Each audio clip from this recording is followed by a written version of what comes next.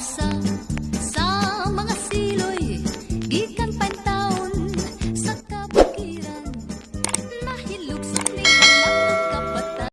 Ipakansilar nila mga higala ang COC ni Bongbong Marcos. Kining cancellation by a disqualification dili ni pareha. Una, spelling palanggaan lahi na. Now, pero ilan na yung gipuyo, giduso ni Atty. Chudorty o ni Atty. Howard Kaliha. O sa may rason o tumong ni ini mga kaigsunan. Who will benefit kinsa man ang magkabenepisyo kung panalitan ikansilar ang Certificate of Candidacy ni Bongbong Marcos.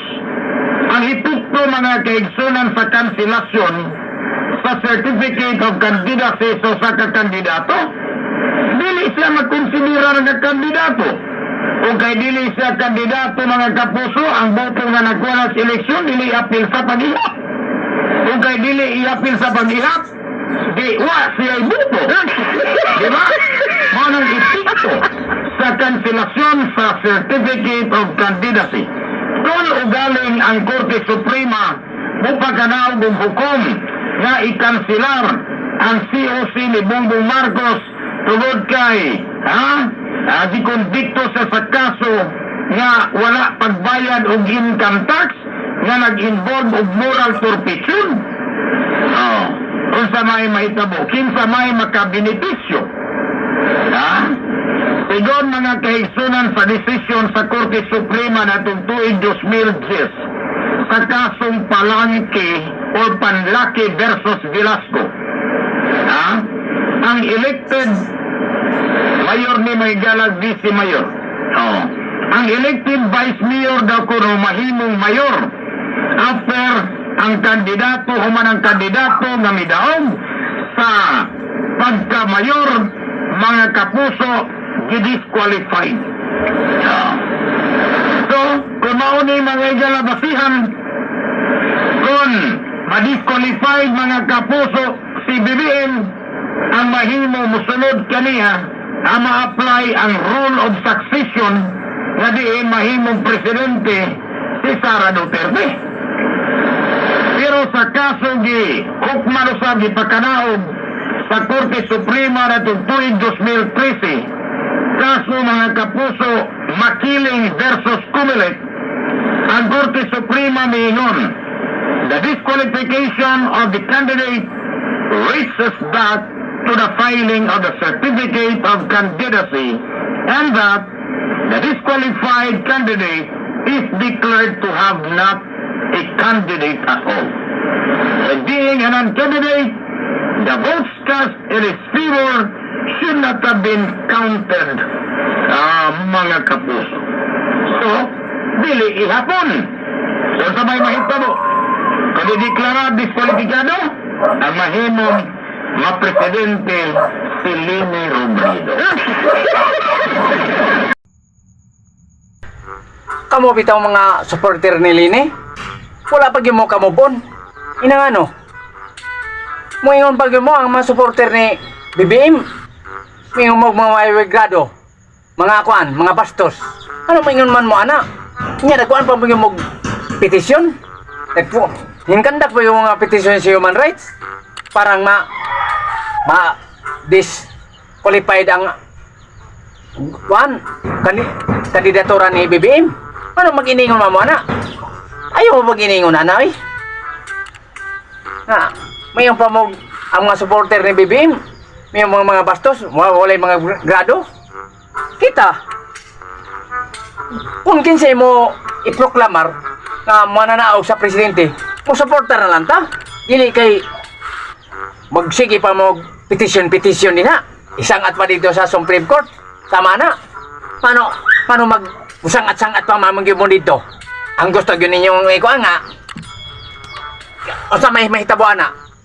Inyo nga, panon? Inyo nga, unsao naman lang ng kuan. Kang 31 plus milyones ang boto ni BBM. Kung inyo nanto ison. Kung inyo mo petition mo. O sa man, gusto yung mong magubot ang Pilipinas. Nana, kung magsige mo petition, nana, nga, pila na inyong boto din ha sa inyo ang linilini ninyo.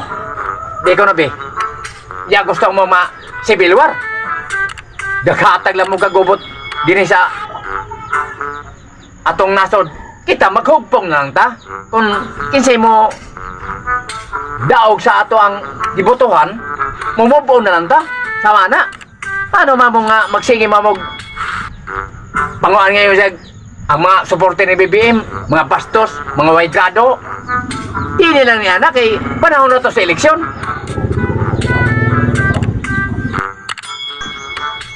Musuway bitaw na.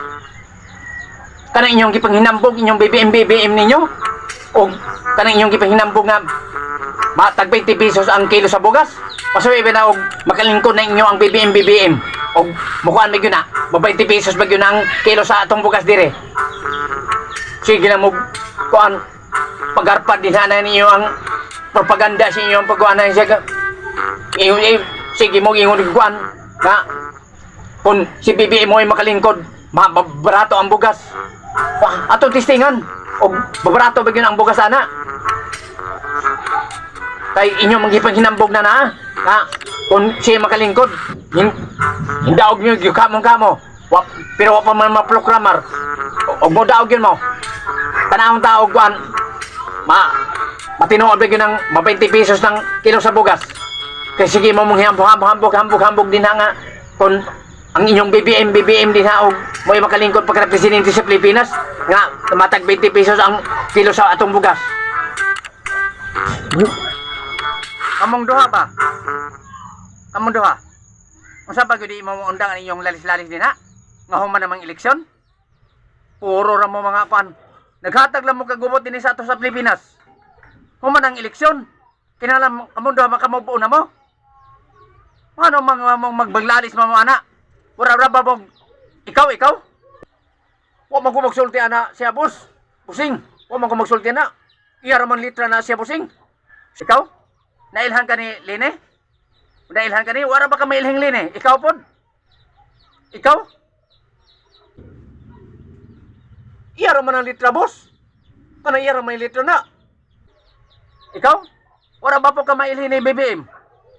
Nya di ra ba yung ka-support ni BBM? Sige lang ka, kamugatag lang mo sa Pilipinas. Kag gupot sa Pilipinas. Kay nagtuod ka nga, wako kay balaw nimo. Abi kay nakadaog si BBM. Kuan kay ka dako. Balimbing kay ka. Abi kay nakadaog si BBM. Hingkuan ka. Nagpakaroon ingnon ka nga supporter ka ni BBM. Nga dili man ka supporter ni BBM, ako na kaibalo ko nimo. Supporter man ka ni Manny Pacquiao. Wala man ka musunod ni Sir Manny. Nga, Sir Manny, okay na kayo. Ikaw, balimbing ka. Supporter ka ni Sir Manny. Karon, nakadaw si BBM. Nakiglalis ka sa kuan ni supporter ni ni Line. Ikaw po kay support. Wa man ko magsulti ana siya boss. Busing. Wa man ko magsulti na. Iya ra man litra na siya busing. Siya makakanlin eh. Pag mabuo na mo, ayaw na mo pagsigig petition pa. Ikaw po, ayaw pagbalimbing. Naman dito man ka ni Sir Manny. Dahil ka ni Sir Manny. Para pakaroon ingnon man ka nga, supporter ka may BM. Wa man ganito, iya ra man ang litra boss. Ano iya ra man litra na? Hilo man ganito ko? O sa ebidensya ni mga supporter ka may BM. Ako, nagpakahilo man gani ko, kaya di ko gusto gubot ang ato kung kasi iproklamar nga presidente sa Pilipinas, atong suportaran. Maghilom na ta, panahon na sa eleksyon. Ikaw, sa may imong kung nga supporter kayo ka ni BBM, nga Sir Manny man ka, yan, himdag balimbing ka, dito ka ni BBM kay hindi ako nga si BBM. Ako, nagpakahilom ko, na ako ebidensya. Tanawa Tatawang mo anak? Kita mo anak? Kana? Kita mo anak? Marcos loyalis ni. Marcos loyalis ni. Nadyo ko'y ID. Marcos loyalist. Pero nagpakahilom lang ko. Kay Bita gusto gubot. Ang importante, kung kinsa i-proclamar nga presidente din sa Pilipinas, mo ito suportaran. Kita kay magpatag kagubot sa atong kinahalan nga muos ba ang ato ang nasod. Di kay magpabilin ta nga way nahot. Mo na naadi ha. Kamon duha. Sa man imong undang. Kaya akong pakongon inyong mga o. Na. Masaman, kamon duha. Di mo undang lalis ninyo. Hatag na mo kagubot sa Pilipinas. Pag mo una mo, tanan. Ikaw. Di man ka mo sunod ni Sir Manny nga. Okay na si Sir Manny. Uy, ikaw po na Tagalini. Paghilom na din ha. Di na mo balik ang 20 kilo ang bugas, oy. Ano ibalik ba nga nato to sa panahon pa man tong mampor to? Mo na paghilom na mo. Okay sa iproklama nga presidente sa Pilipinas, atong botaran, atong suportaran. Ha? Nakasabot mo? Bandoklo na ako inyong mga ulo do ha. Pakugo na ako inyong ulo. Ha? Period. Inyong kong pakasokon ha? Kaya naman si Mang Siloy, di ka na ba ko sa Ukraine? Hindi ba yun ako negotiated sa Ukraine? Kapag ko niya, pagkabot din sa Pilipinas, magsige mo gleslialisa ng human namang eleksyon. Kung kasi i-proclamar, atong suportaran. Period. Kasabot mo? God damn!